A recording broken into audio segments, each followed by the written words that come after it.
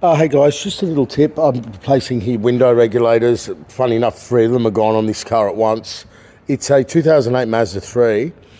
Now, I've put it all back together, so it's pretty straightforward. All you got to know is that if you're reusing parts, you do not want the cable to run away. It's one of those where you actually have to separate the motor, bolt the regulator up from the back and put the motor on while this door card is off the car. So central locking motor, connector out, speaker out. This video is more about this little thing.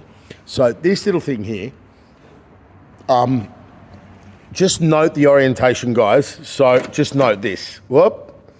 See how the top cable goes from the bottom up and the bottom cable goes from the top in. Do not forget that. Don't do it the other way around because it won't trigger the central locking. Now, the way to get these cables in and out is to just depress this little thing here, right, while videoing and while pulling it out. Jesus, I do not want this thing to come out again, right? So that's how you do it. That actually came out a little bit way too far. Oh, no. There we go. Up.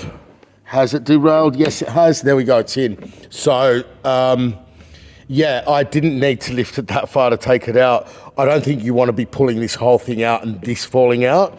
And there is a spring on the back, but it's just, right?